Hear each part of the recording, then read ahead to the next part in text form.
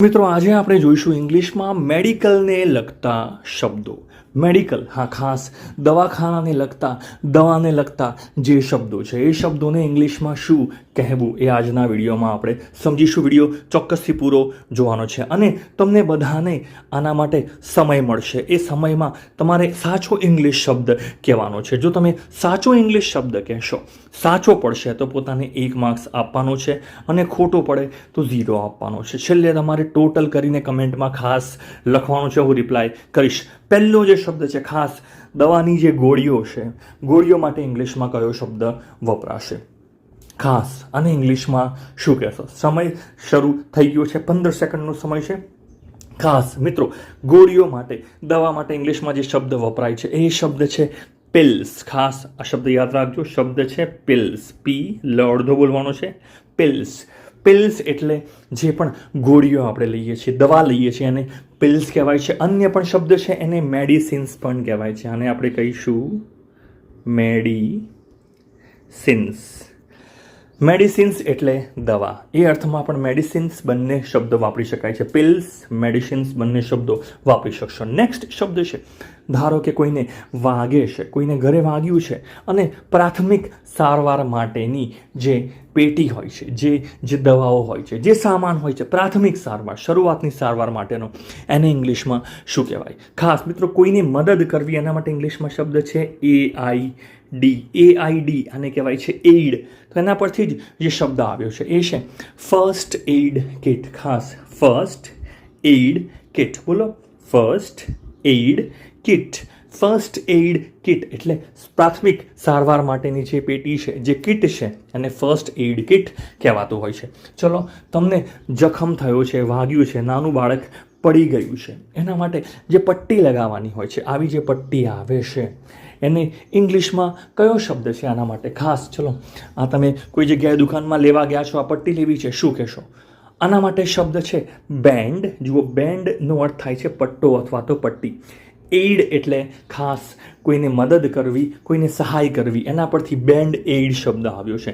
આને band aid પણ કહી શકો અને બેન્ડેજ પણ કહી શકો. આને બેન્ડેજ પણ કહી શકાય. બેન્ડેજ અથવા બેન્ડ એઇડ બંને શબ્દો સાચા છે. ચલો, નેક્સ્ટ શબ્દ છે, ધારો કે તાવ આવ્યો છે. તાવને ઇંગ્લિશમાં શું કહેવાય? ખાસ ચલો, સમય અહીંયા હું બોલું છું 14, 13, 12, 11, 10, 8, 7, 6, 5, 4, 3, 2, 1. સમય સમાપ્ત થાય છે. આના માટે કયો શબ્દ છે મિત્રો? ખાસ આના માટે જે ઇંગ્લિશ શબ્દ છે, જો તાવ આવ્યો હોય તો આના માટે ઇંગ્લિશ શબ્દ છે ફીવર. ખાસ અહીંયા જુઓ, આનો ઉચ્ચાર છે ફીવર.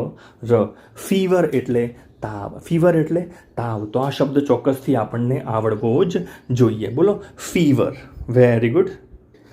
નેક્સ્ટ, તાપમાન માપવા માટે, કારણ કે તાવ કેટલો આવ્યો છે એ માપવા માટે જે સાધન વપરાય છે એ સાધન ઇંગ્લિશમાં શું કહેવાય? પહેલાં ડૉક્ટર આવું કાચનું એક વાપરતા, જેમાં પારો હતો, એ સાધન, અથવા તો અત્યારે ડિજિટલ પણ આ સાધન આવી ગયું છે. ખાસ કોરોનામાં પણ આપણે તાપમાન માપવા માટે આ વાપરતા. મિત્રો, આના માટે જે ઇંગ્લિશમાં શબ્દ છે બધાને ખબર જ છે, એ શબ્દ છે થર્મોમીટર.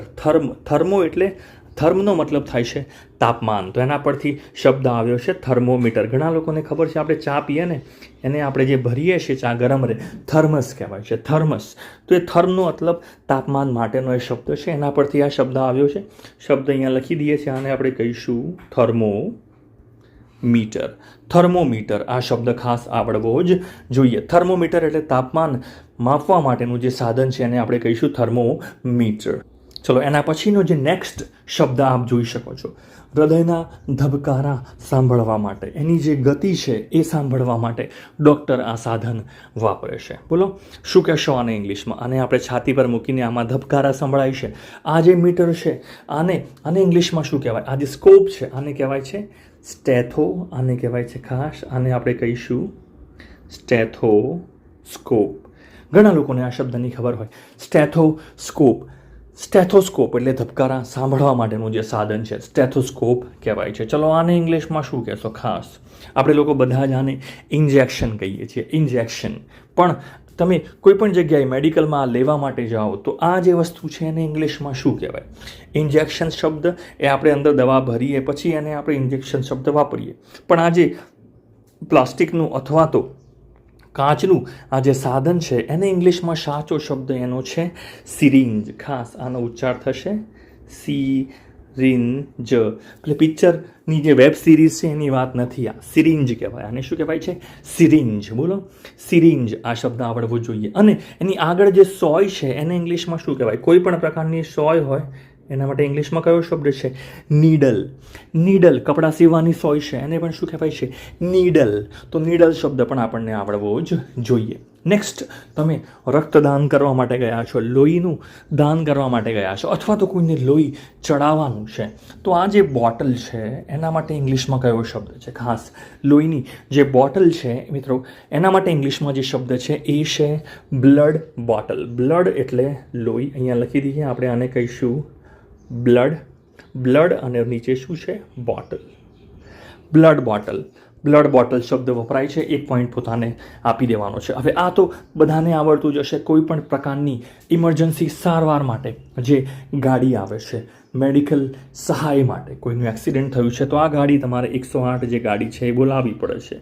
આ ગાડીને ઇંગ્લિશમાં શું કહેવાય? ખાસ મિત્રો એના માટે ઇંગ્લિશ શબ્દ છે એ છે એમ્બ્યુલન્સ. ઉચ્ચાર અહીંયા લખી દઉં છું. એમ સૌથી બોલવાનું છે એમ, પછી બોલવાનું છે બ્યુ અને છેલ્લે છે લન્સ. એમ્બ્યુલન્સ. એમ્બ્યુલન્સ આ ઉચ્ચાર છે, આવડવો જોઈએ એમ્બ્યુલન્સ. ચલો નેક્સ્ટ શબ્દ છે હાડકાં. હાડકાને લગતી કોઈ પણ ઈજા થઈ છે, તમારે અંદર હાડકું બરાબર છે કે નહીં એ ચેક કરવું છે, ફ્રેક્ચર છે કે નહીં, તો ડૉક્ટર તમારો આ રીતનો ફોટો જે પાડે છે એ ફોટાને ઇંગ્લિશમાં શું કહેવાય છે? એક્સરે. તો ખાસ આ શબ્દ આપણને આવડવો જ જોઈએ. આના માટે જે આ ફોટો પાડે છે ડૉક્ટર એને કહેવાય છે એક્સ. આને આપણે કહીશું એક્સ રે. એક્સરે. ખાસ આ શબ્દ આવડવો જ જોઈએ. નેક્સ્ટ, ધારો કે તમારા મોઢાની અંદર, તમારા ગળાની અંદર એને એક સેમ્પલ લેવું છે, તો સેમ્પલ લેવા માટે એક સળી આ રીતની ડૉક્ટરની હોય છે, આગળ રૂનું પૂમડું હોય છે. તો આ રીતનું જે સાધન છે, આ રીતનું આ જે વસ્તુ છે, આને ઇંગ્લિશમાં શું કહેવાય? ખાસ મિત્રો આના માટે જે ઇંગ્લિશ શબ્દ છે એ શબ્દ છે કોટન. કોટન એટલે રૂ, આને આપણે કહીશું કોટન અને પછી એને કહીશું સ્વોબ. સ્વોબ. આમાં જે પણ તમે નાની લાકડી જુઓ ને આગળ પ્લાસ્ટિકની કે લાકડાની આગળ રૂ લગાવેલું છે એને શું કહેવાય છે ઇંગ્લિશમાં? સ્વોબ કહેવાય છે. ખાસ સ્વોબ. તો કોટન સ્વોબ શબ્દ યાદ રાખવાનો છે. ચલો next, blood pressure. Blood pressure, તમારું પ્રેશર કેટલું છે એ માપવા માટે આ સાધન તમે જોયું હશે. તો આ જે સાધન છે જેમાં તમારા હાથ ઉપર જે વીંટવામાં આવે છે પટ્ટા જેવું અને પછી ફુગ્ગા જેવું ડૉક્ટર દબાવે છે, બોલો આ સાધનને ઇંગ્લિશમાં શું કહેવાય મિત્રો? આ સાધનને ઇંગ્લિશમાં કહેવાય છે blood pressure monitor. Blood pressure monitor અથવા તો બીપી ઇન્સ્ટ્રુમેન્ટ પણ કહેવાતું હોય છે. બ્લડ પ્રેશર બીપી મોનિટર અથવા બીપી ઇન્સ્ટ્રુમેન્ટ આ શબ્દ પણ વપરાતો હોય છે. નેક્સ્ટ, ધારો કે ડાયાબિટીસ છે. ડાયાબિટીસ માટે માપવા માટે કે ભાઈ તમારા ડાયાબિટીસનું પ્રમાણ કેટલું છે એના માટે એક સાધન આવે છે. આ સાધનને ઇંગ્લિશમાં શું કહેવાય? ખાસ કારણ કે તમારા શરીરમાં ખાંડ એટલે કે ગ્લુકોઝનું પ્રમાણ કેટલું છે એના માટે આ મીટર આવે છે. તો આ જે મીટર છે આને ઇંગ્લિશમાં કહેવાય છે ગ્લુકોઝ. આને આપણે કહીશું, જસ્ટ એક જ મિનિટ, આને આપણે કહીશું સૌથી પહેલાં તો ગ્લુકોઝ મીટર. બોલો, ગ્લુકોઝ મીટર. ઘણા લોકોને આ શબ્દ નહીં ખબર હોય, ગ્લુકોઝ મીટર. ચલો નેક્સ્ટ, શરીરના જે હાડકાં છે, હાડકાં માટે ઇંગ્લિશમાં કયો શબ્દ વપરાય છે? હાડકાં. ખાસ હાથના, પગના, કોઈ પણ પ્રકારના હાડકાં માટે ઇંગ્લિશમાં જે શબ્દ વપરાય છે આવડતો હોય તો ચોક્કસથી એક પોઈન્ટ પોતાને આપી દેવાનો છે. મિત્રો આના માટે જે શબ્દ છે હાડકાં માટે એ શબ્દ છે ઇંગ્લિશમાં બોન્સ. ખાસ બોન બહુવચન છે એટલે બોન્સ. બોન્સ એટલે હાડકાં. તો આ શબ્દ પણ આવડવો જ જોઈએ, બોન્સ. નેક્સ્ટ શબ્દ છે, ધારો કે તમને કોઈ જગ્યાએ ઘા થયો છે, તમને વાગ્યું છે, તો એ જખમ જે છે, જખમ માટે ઇંગ્લિશમાં કયો શબ્દ છે? કોઈ જગ્યાએ ઘસરકો પડ્યો છે, ઘસરકા માટે ઇંગ્લિશમાં શબ્દ છે સ્ક્રેચ. એના માટે ઇંગ્લિશમાં શબ્દ છે ક્રેશ. પણ જો તમને ઘા થયો હોય તો ઘા માટે ઇંગ્લિશમાં કયો શબ્દ છે? જખમ થયો હોય એના માટે ઇંગ્લિશમાં શબ્દ છે, અને વાઉન્ડ નહીં કહેતા, અને ઇંગ્લિશમાં કહેવાય છે વૂન્ડ. બોલો, વૂન્ડ. વૂન્ડ એટલે જખમ, તો આ શબ્દ આપણને ચોક્કસથી આવડવો જોઈએ. વૂન્ડ એટલે જખમ. ચલો નેક્સ્ટ શબ્દ છે, ધારો કે જખમ થયું છે ને ડૉક્ટર જે છે એ ટાંકા લેશે, ટાંકા લેવાના છે. આના માટે ઇંગ્લિશમાં ડૉક્ટર કયો શબ્દ વાપરશે? ઘણીવાર આપણને આ શબ્દ નથી ખબર હોતો કે ટાંકા લેવાના છે. એના માટે કોઈ પણ પ્રકારના ટાંકા લેવા માટે ઇંગ્લિશમાં શબ્દ છે એ છે સ્ટીચીસ. આને કહેવાય છે સ્ટીચીસ. બોલો સ્ટીચીસ. સ્ટીચીસ એટલે ટાંકા. તો આ એક એના માટેનો શબ્દ છે, ખાસ યાદ રાખવાનો છે. ધારો કે દાંતમાં દુખાવો થાય છે અને તમારો ગાલ જે છે એ સૂજી ગયો છે, તમારા જડવાનો ભાગ છે એ સૂજી ગયો છે, તો કોઈ પણ જગ્યાએ સોજો આવે, આના માટે ઇંગ્લિશમાં કયો શબ્દ છે? સોજો આવવો.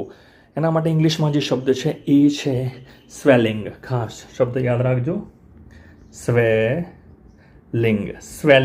જેમ કે અહીંયા તમે પી મૂકી દો તો શબ્દ બનશે સ્પેલિંગ. સ્પેલિંગ એટલે જોડણી, અને તમે અહીંયા સ્વ લખી દો છો, ડબલ્યુ લખી દો છો, શબ્દ બનશે સ્વેલિંગ. સ્વેલિંગ એટલે સોજો. તો આ શબ્દ પણ આવડવો જ જોઈએ. નેક્સ્ટ શબ્દ છે, કોઈ પણ પ્રકારનો ચેપ થયો હોય. ચેપ ફેલાતો હોય છે, તો ચેપ માટે ઇંગ્લિશમાં કયો શબ્દ છે? કોઈ પણ પ્રકારનો ચેપ લાગી શકે છે, વાયરસ ફેલાઈ શકે છે, તો ફેલાવાની જે ચેપ ફેલાવાની જે પ્રક્રિયા છે એના માટે ઇંગ્લિશમાં કયો શબ્દ છે? શબ્દ એના માટે છે ઇન્ફેક્શન. તો શબ્દ તમારો છે ઇન્ફેક્શન. બોલો ઇન્ફેક્શન. ઇન્ફેક્શન લાગ્યું છે એટલે ચેપ લાગ્યું છે, તો ઇન્ફેક્શન શબ્દ ત્યારે વપરાય છે. ચલો નેક્સ્ટ શબ્દ છે, ધારો કે તમને કોઈ જગ્યાએ દુખાવો થાય છે, તો દુખાવા માટે ઇંગ્લિશમાં કયો શબ્દ છે? કોઈ પણ પ્રકારનો જો દુખાવો થતો હોય, પહેલાં તો એક શબ્દ લઈ લઈએ, રોગ. રોગ માટે ઇંગ્લિશમાં કયો શબ્દ છે? ચલો રોગ જો કોઈ પણ થયો હોય તો રોગ માટે ઇંગ્લિશમાં શબ્દ કયો વપરાય છે મિત્રો? રોગ માટે શબ્દ ઇંગ્લિશમાં છે એ છે ડિસીઝ. ડિસીઝ એટલે રોગ. કોઈ પણ પ્રકારનો રોગચાળો હોય એને ઇંગ્લિશમાં ડિસીઝ શબ્દ. કોઈ પણ જાતના દુખાવા માટે, ધારો કે માથામાં દુખાવો થાય છે, તો દુખાવા માટે ઇંગ્લિશમાં કયો શબ્દ છે? એના માટે ઇંગ્લિશમાં એક શબ્દ છે ACHE. આને ઇંગ્લિશમાં કહેવાય છે એક.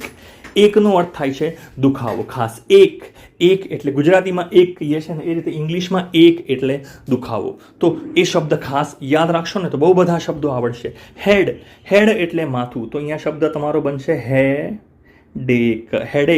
હેડેક એટલે માથાનો દુખાવો. એ જ રીતે જો તમને પાછળ દુખાવો થતો હોય, કમરમાં દુખાવો થતો હોય ખાસ, તો કમરમાં દુખાવો થાય, કમરને ઇંગ્લિશમાં શું કહેવાય છે? BACK. બેક એટલે પાછળનો ભાગ જે છે એને આપણે બેક કહીએ છીએ. તો પાછળનો જે દુખાવો છે કમરનો, એના માટે ઇંગ્લિશમાં શબ્દ છે બેકએક એટલે કમરનો દુખાવો. તો આ શબ્દ જરૂરી છે. ધારો કે પેટમાં દુખાવો થાય છે, તમને પેટમાં દુખાવો થાય છે ખાસ, તો એના માટે ઇંગ્લિશમાં કયો શબ્દ છે? તો આ શબ્દ જોઈ લઈએ. એને ઇંગ્લિશમાં કહેવાય છે સ્ટમક. પેટમાં દુખાવો થાય છે, આને ઇંગ્લિશમાં કહેવાય છે સ્ટમક. અને પાછળ એક મૂકી દેવાનું છે, સ્ટમક એક એટલે પેટનો દુખાવો. તો આ શબ્દ પણ આપણને આવડવો જ જોઈએ. છેલ્લે ડૉક્ટર જે દવાઓ લખી આપે છે, તમે કોઈ જગ્યાએ ડૉક્ટરની સારવાર લેવા ગયા છો અને ગોળીઓ તમને લખીને જે લિસ્ટ આપે છે, જે દવાઓનું લિસ્ટ લઈને તમારે મેડિકલમાં જવાનું હોય છે, તો એ દવાઓ જે છે લખી આપી છે એના માટે ઇંગ્લિશમાં શબ્દ છે પ્રિસ્ક્રિપ્શન. આને આપણે કહીશું પ્રિસ્ક્રિપ્શન. ખાસ પ્રિસ્ક્રિપ્શન. બોલો પ્રિસ્ક્રિપ્શન એટલે ડૉક્ટરે જે દવા લખી છે એને શું કહેવાય છે? પ્રિસ્ક્રિપ્શન. કોઈ પણ જગ્યાનું જો વર્ણન કરવાનું હોય ને તો વર્ણન માટે ઇંગ્લિશમાં કયો શબ્દ છે? એના માટે શબ્દ છે ડિસ્ક્રિપ્શન. તો ડિસ્ક્રિપ્શન PR નીકળી જશે, D લાગશે. વર્ણન ડિસ્ક્રિપ્શન, દવાઓ માટે પ્રિસ્ક્રિપ્શન જરૂરી શબ્દો છે. Thanks for watching this video. કેવો લાગ્યો વિડીયો કમેન્ટમાં જરૂરથી જણાવશો. ચેનલને સબસ્ક્રાઈબ કરવાનું નહીં ભૂલતા. થેન્ક